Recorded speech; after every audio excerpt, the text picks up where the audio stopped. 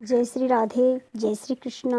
प्रिय दोस्तों, प्रिय भाई बहनों, आज मैं आपको माघ मास में तिल चौथ की कहानी सुनाती हूँ।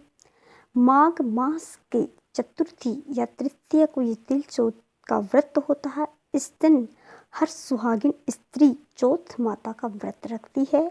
ये चौथ माता का व्रत अपने सौभाग्य को बढ़ाने के लिए और अपने पुत्र की दीर्घ आयु के लिए किया जाता है।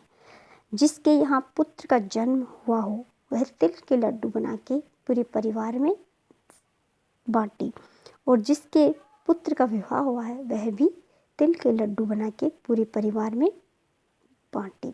ये विधान है।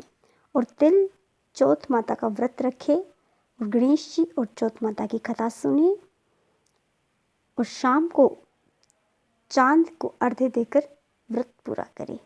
इस तरह ये व्रत करने से चौथ माता बहुत ही प्रसन्न होती है और मनोकामना पूरी करती है। तो आज मैं आपको तिल चौथ माता की कहानी सुनाती हूँ।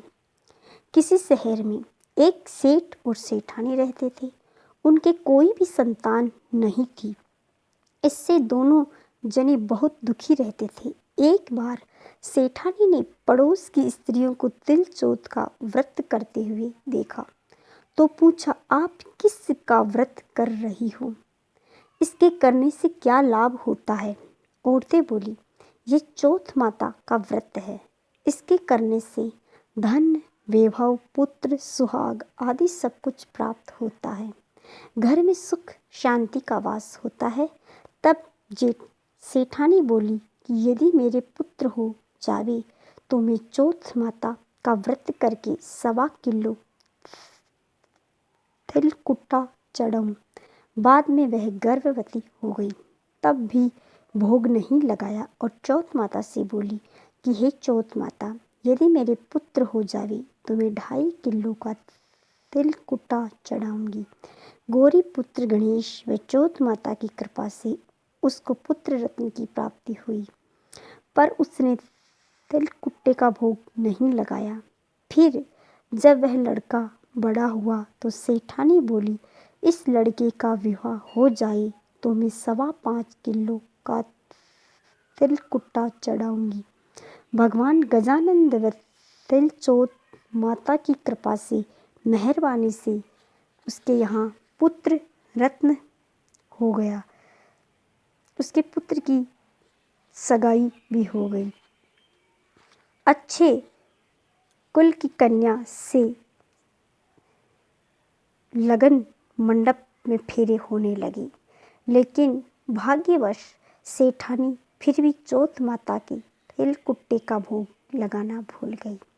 तब चौथ माता व गणेश जी उस पर कुपित हो गई। अभी फेरों के वक्त में 3 ही फेरे हुए थे। चौथ माता अपना कोप दिखाती हुई आई व दूल्हे राजा का अपहरण करके ले गई। गांव के बाहर पीपल के पेड़ पर छिपा दिया। सब लोग अचंभे में रह गए कि एकाएक दूल्हा कहाँ चला गया। एक दिन बाद वह लड़की गणगौर पूजने जाते हुए उस पेड़ के पास से निकली तो पेड़ पर से दूल्हा बना हुआ लड़का बोला, आओ आओ मेरी अधब्याही नार आओ। वह तो भागी हुई अपने घर पे गई, अपनी माता को सब घटना कह सुनाई। ये समाचार सुनते ही सभी परिवारजन वहाँ पहुँचे और देखा कि ये तो वही जमाई राजा है जिसने हमारी बिटिया से अध फेरे खाए थे और उसी स्वरूप में पीपल पर बैठे हैं। तो सभी ने पूछा, आप इतने दिनों से यहाँ क्यों बैठे हो? इसका क्या कारण है? जमाई राजा बोला, मैं तो यहाँ चौथ माता के गिरवी बैठा हूँ। मेरी माता से जाकर कहो कि वह मेरे जन्म से लेकर अभी तक के बोले हुए सारे तिल कट्टे का भोग लगाकर चौथ माता से प्रार्थना करके क्षमा याचना करे, जिससे मुझको छुटकारा मिले। तब लड़के की सास ने अपनी समधन को जाकर सारा हाल सुनाया। तब तो दोनों समधनों ने 1.25 मण तिल कुट्टा गणपति भगवान व चौथ माता का पूजन करके भोग अर्पण करके क्षमा याचना की। तो चौथ माता ने प्रसन्न होकर दूल्हे राजा को वहाँ से लाकर बैठा दिया। वहाँ वर वधू के साथ फेरे हुए और वर वधू सकुशल अपने घर के लिए विदा हुई। चौथ माता की कृपा से दोनों परिवारों में खुशहाली हुई। हे चौथ माता, जैसा उस लड़के के साथ हुआ वैसा किसी के साथ न करो और कोई भी नर नारी भगवान के प्रसाद को चढ़ाना कभी न भूले। हे चौथ माता, जैसे पहले उसको पुत्र पौत्र से संपन्न किया वैसे सभी को किया, बाद में उसके पुत्र को हरण किया वैसे किसी के पुत्र का हरण मत करना, और जैसे उस के फेरे पूरे हुए वैसे सभी के फेरे पूरे करवाना। हे चौथ माता, हे गणेश जी भगवान, आप सदा मंगल और कामना करना। भगवान चौथ माता आपकी जय हो। इसके बाद में तिल चौथ की कहानी कही और गणेश जी की कहानी कही। दो देवरानी जेठानी थी। जेठानी के बहुत धन था, देवरानी बहुत गरीब थी। देवरानी भगवान गणेश जी की बहुत आराधना करती थी।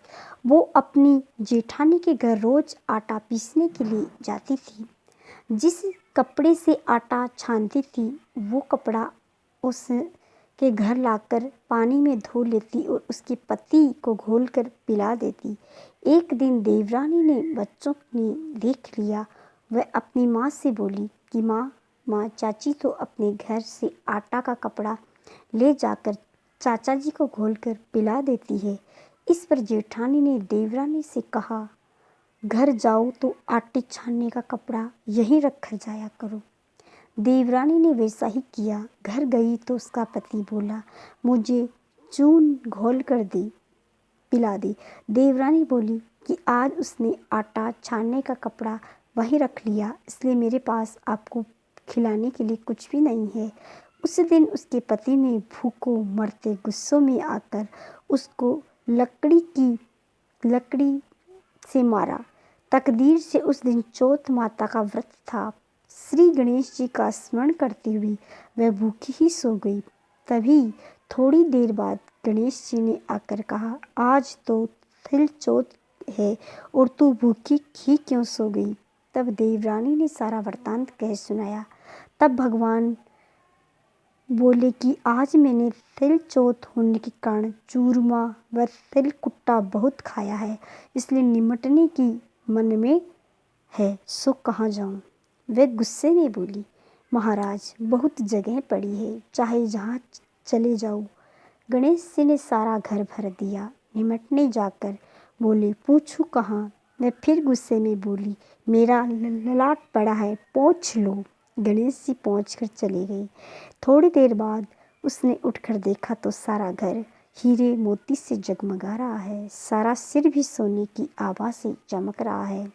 धन तो बटोरने में देर हो गई, इसलिए जेठानी ने कि नहीं जा सकी। जेठानी ने अपने बच्चों को चाची के घर देखने के लिए भेजा तो चाची क्यों नहीं आई है। बच्चों ने आकर देखा तो वहाँ हीरे मोती का ढेर लगा है।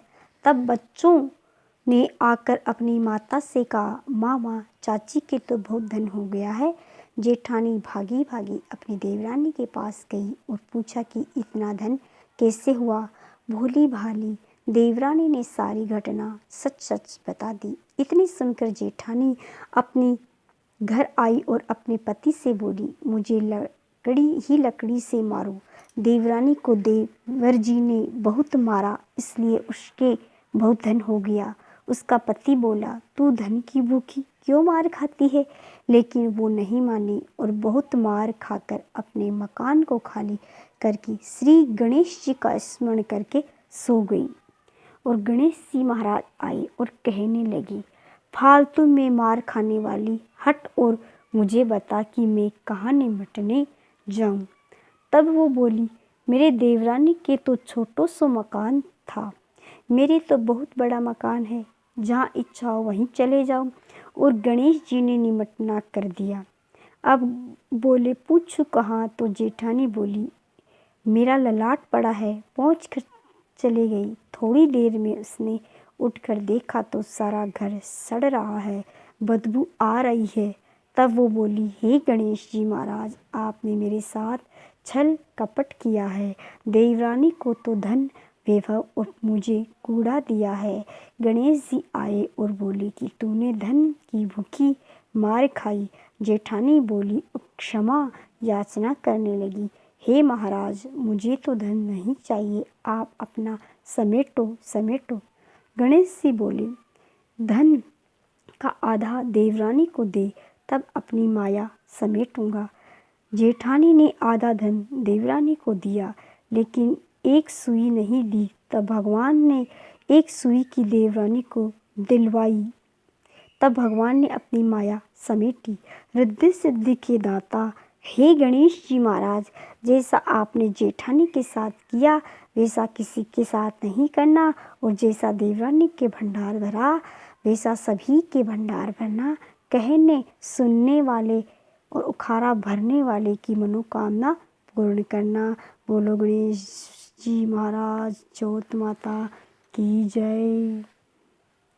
तो ये थी मेरे प्रिय दोस्तों, प्रिय भाई बहनों, माघ मास के तिल चौथ की कहानी और गणेश जी की कहानी जो चौथ माता के बाद में सुनी जाती है। ये दोनों कहानी आपको कैसी लगी? अगर आपको अच्छी लगी तो मेरे चैनल को लाइक करें, शेयर करें, सब्सक्राइब करें। आपका बहुत बहुत धन्यवाद। श्री राधे, जय श्री राम।